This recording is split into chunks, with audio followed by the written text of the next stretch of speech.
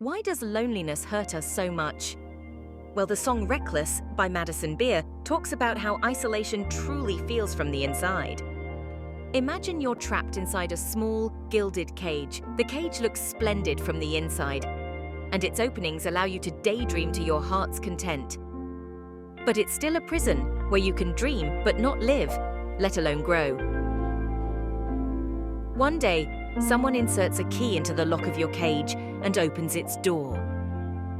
You timidly step outside and escape from the prison that used to be your home. The first thing that strikes you is this prison was microscopic, and so is your size. Just when you thought you had the height of a self-confident human being, all you did was delude yourself about who you really were. The advantage of this height is that everything seems immense, like a continent to be discovered.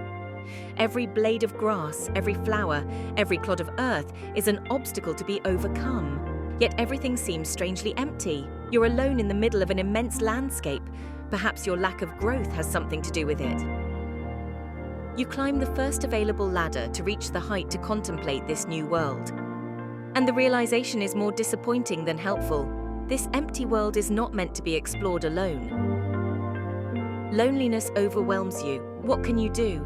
Is a wounded person who has lived entrenched in a little cage made to face anything other than their own dreams? Is there anyone out there to reach out to them? You lie on the floor, exhausted by the realization of your own weakness. You lack energy, and sadness overwhelms you. You feel that deep down your heart is broken, but you don't know why. The memory of letters written by a former lover comes back to mind, and you suddenly understand the origin of this suffering. This person wasn't right for you. They played with your feelings like a carefree animal with a plastic toy. But you're not just a toy for others to play with. You're a person with real feelings. And now those feelings are being hurt and your heart is being crushed. You'd built your own prison to keep yourself safe, but now you're out. And the environment is more dangerous than ever. The ground that served as a page for your many daydreams trembles beneath your feet, and you try to flee so as not to fall with it. Miraculously, a pleasant memory returns, that of a friendship that seemed sincere.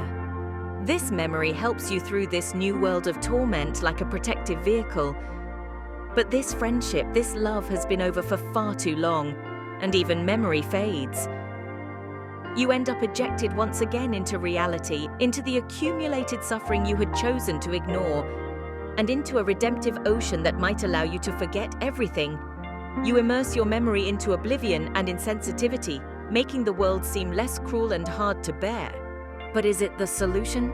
Isn't forgetting the same as dying? You let yourself sink into the ocean of sensory nothingness, while all around you, the last pages of your memories are fraying in the water, tearing apart. The water suffocates you. Ironically, this suffering gives you the impression of existing for the first time. But it's too late. You open your eyes underwater, hoping to resurface one day.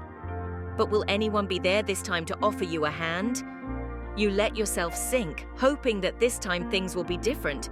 But maybe you'll just fall into another dream. Who are you to say anyway? If you liked this story, feel free to subscribe and like the video.